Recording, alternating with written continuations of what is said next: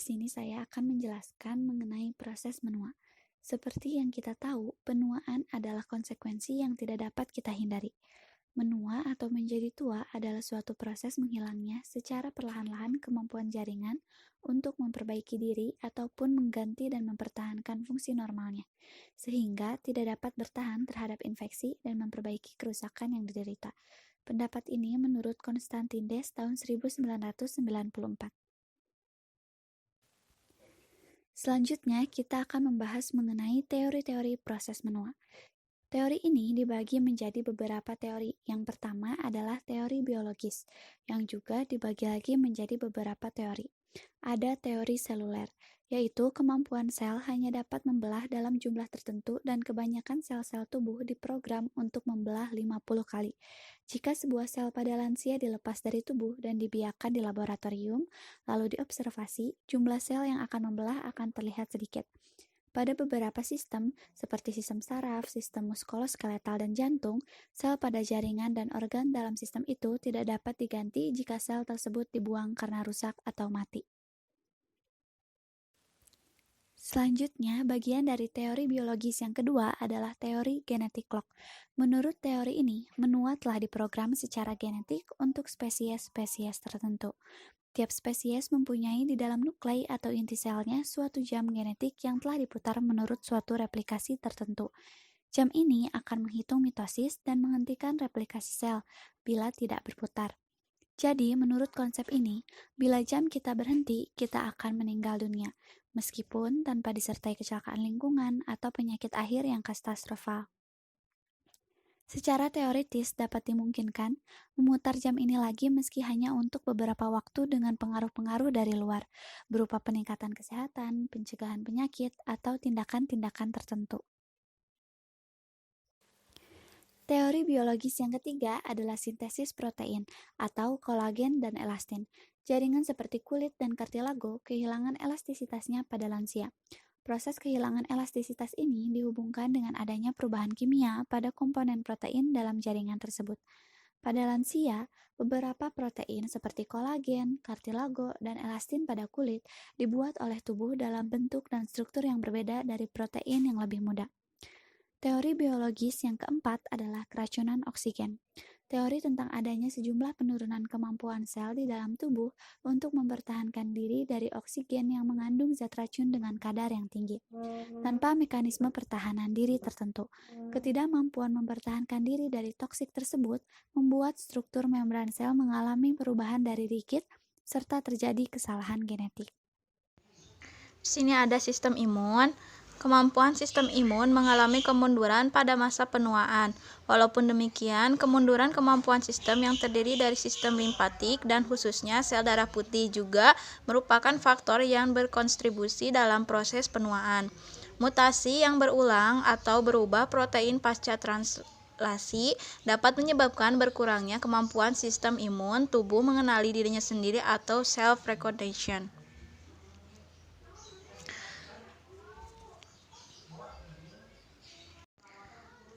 Lalu ada teori psikologis. Yang pertama terbagi dari yang pertama teori pelepasan. Teori pelepasan memberikan pandangan bahwa penyesuaian diri lansia merupakan suatu proses yang secara berangsur-angsur sengaja dilakukan oleh mereka untuk melepaskan diri dari masyarakat.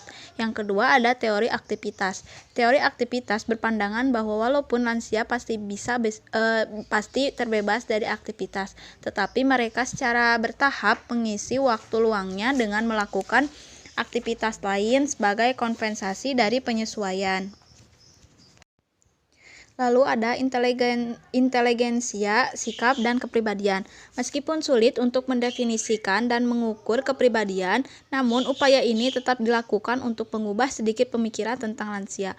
Walaupun mengalami kontroversi, tes inteligensia dengan jelas memperlihatkan adanya penurunan kecerdasan pada lansia. Semua kelompok lansia sering kali mempertahankan sikap yang kuat, sehingga sikapnya lebih stabil dan sedikit sulit untuk berubah. Satu hal pada lansia yang diketahui sedikit berbeda dari orang yang lebih muda, yaitu sikap mereka terhadap kematian. Hal ini menunjukkan bahwa lansia cenderung tidak terlalu takut terhadap konsep dan realitas kematian. Hal ini mungkin merupakan suatu gambaran adaptif pada penuaan. Lalu ada aspek psikologis akibat lanjut usia. Aspek psikologis pada lansia dapat berlangsung tampak.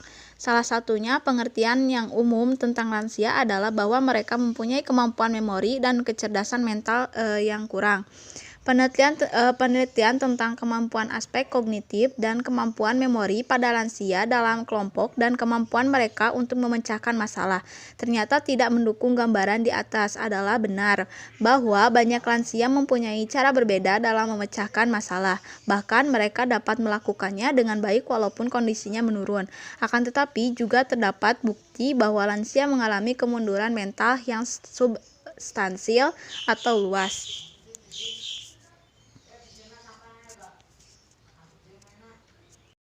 Batasan lanjut usia. Menurut Organisasi Kesehatan Dunia, lanjut usia meliputi 3 bagian, yaitu middle age, elderly, dan old. Middle age yaitu kelompok usia 45-59 tahun. Elderly antara 60-74 tahun, dan old yaitu 75-90 tahun. Kondisi fisiologis dan patologis pada lanjut usia.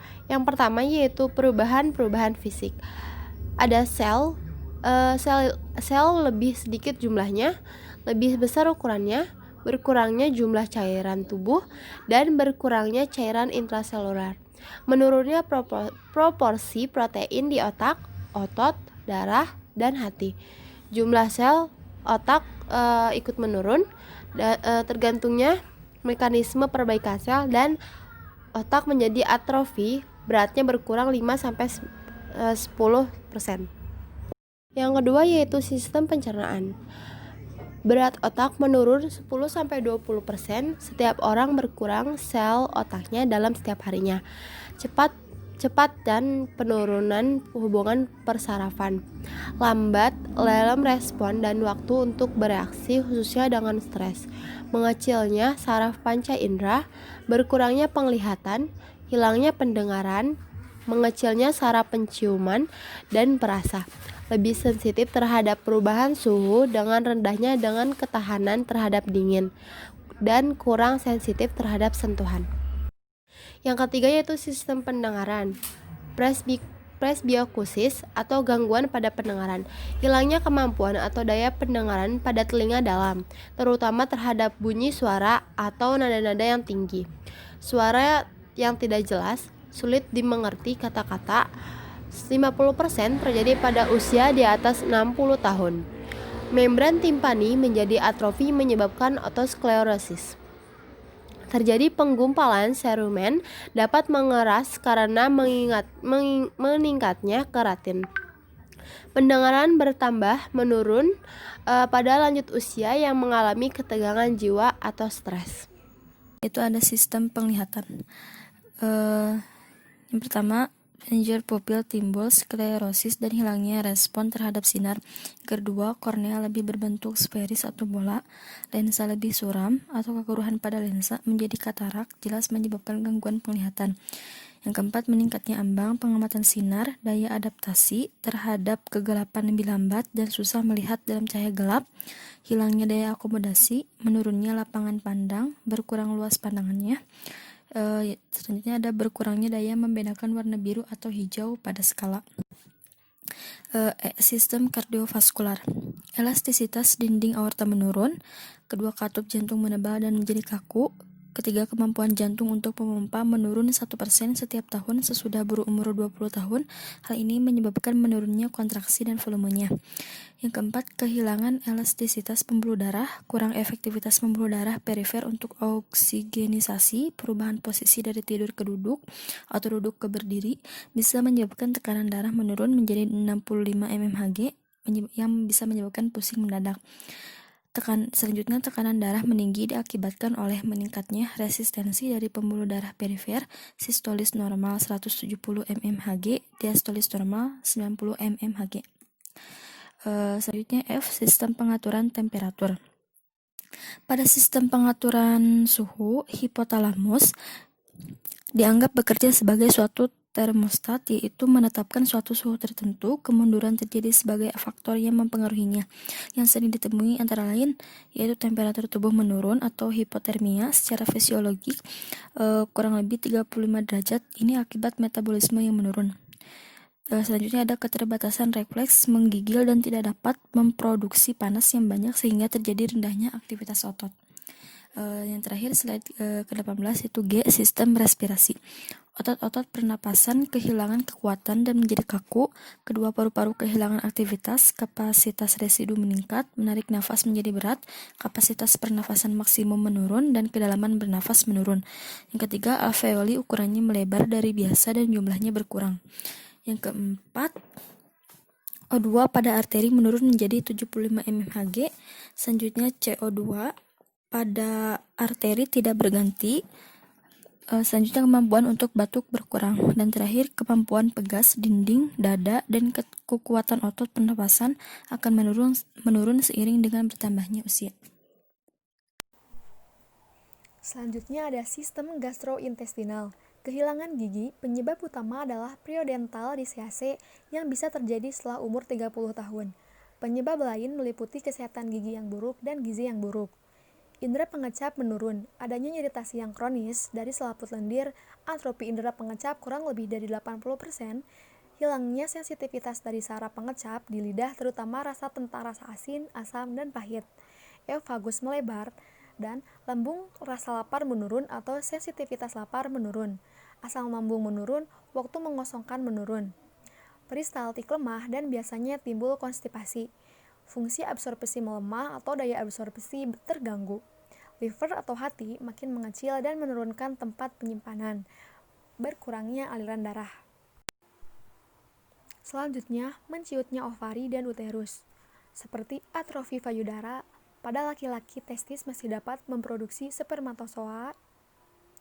Meskipun adanya penurunan secara beransur-ansur, kemudian dorongan seksual menetap sampai usia di atas 70 tahun atau asal kondisi kesehatannya baik, yaitu kehidupan seksual dapat diupayakan sampai masa lanjut usia. Hubungan seksual secara teratur membantu mempertahankan kemampuan seksual, tidak perlu cemas karena merupakan perubahan alami. Kemudian, selaput lendir vagina menurun, permukaan menjadi halus, sekresi menjadi berkurang, reaksi sifatnya menjadi alkali, dan terjadi perubahan-perubahan warna. Selanjutnya, sistem genitourinaria. Ginjal merupakan alat untuk mengeluarkan sisa metabolisme tubuh melalui urin, darah yang masuk ke ginjal, disaring oleh satuan unit terkecil dari ginjal yang disebut nefron atau tepatnya di glomerulus, kemudian mengecil dan nefron menjadi atrofi. Aliran darah ke ginjal menurun sampai 50%, fungsi tubulus berkurang akibatnya kurang kemampuan mengonsentrasi urin, berat jenis urin menurun, potensi urea. Kemudian vesika urinaria atau kandung kemih. Otot-ototnya menjadi lemah, kapasitasnya menurun sampai 200 mili atau menyebabkan frekuensi buang air kecil meningkat. Vesika urinary susah dikosongkan sehingga meningkatnya retensi urin. Pembatasan prostat kurang lebih 75% dialami oleh pria di usia di atas 65 tahun. Selanjutnya ada atrofi vulva. Sistem endokrin, produksi hampir semua hormon menurun, fungsi paratiroid dan sekresinya tidak berubah. Pituitari, hormon pertumbuhan ada, tetapi lebih rendah, dan hanya dapat pembuluh darah. Berkurangnya produksi dari ACTH, TSH, FSH, dan LH. Menurunnya aktivitas tiroid, BMR menurun. Selanjutnya sistem kulit. Kulit mengerut atau keriput akibat kehilangan jaringan lemak, kulit kasar dan bersisik, mekanisme proteksi kulit menurun, produksi serum menurun, gangguan pigmentasi kulit, kulit kepala dan rambut menipis, kelenjar keringat berkurang jumlahnya. Sistem muskuloskeletal. Tulang kehilangan density atau cairan dan makin rapuh. Kifosis. Persendian membesar dan menjadi pendek. Tendon mengerut dan mengalami sklerosis. And perubahan mental. Faktor yang mempengaruhi mental. Perubahan fisik, organ perasa, kesehatan umum, tingkat pendidikan, keturunan, lingkungan, memori, atau jangka panjang berhari-hari yang lalu mencakup beberapa perubahan kenangan jangka pendek 0 sampai 10 menit kenangan buruk. Inteligensi tidak berubah dengan informasi matematik dan perkataan verbal, berkurangnya keterampilan psikomotor. Terjadinya penuaan dini pada sebagian manusia. Penuaan dini adalah proses dari penuaan kulit yang lebih cepat dari seharusnya. Banyak orang yang mulai melihat timbul kerutan kulit wajah pada usia yang relatif muda, bahkan pada usia awal 20 tahunan. Hal ini biasanya disebabkan berbagai faktor baik internal maupun eksternal. Faktor internal ini biasanya disebabkan oleh adanya gangguan dari dalam tubuh, misalnya sakit yang berkepanjangan, serta kurangnya asupan gizi. Sedangkan faktor eksternal bisa terjadi karena sinar matahari, polusi, asap rokok, makanan yang tidak sehat, dan lain sebagainya. Kesimpulannya adalah proses penuaan dapat ditinjau dari aspek biologis, sosial, dan psikologi. Teori-teori biologi, sosial, dan fungsional telah ditemukan untuk menjelaskan dan mendukung berbagai definisi mengenai proses menua, dan pendekatan multidisiplin mengenai teori penuaan. Perawat harus memiliki kemampuan untuk mensintesa berbagai teori tersebut dan menerapkannya secara total pada lingkungan perawatan klien usia lanjut, termasuk aspek fisik, mental, emosional, dan aspek-aspek sosial. Dengan demikian, pendekatan eklektik akan menghasilkan dasar yang baik saat merencanakan suatu asuhan keperawatan berkualitas pada klien lansia.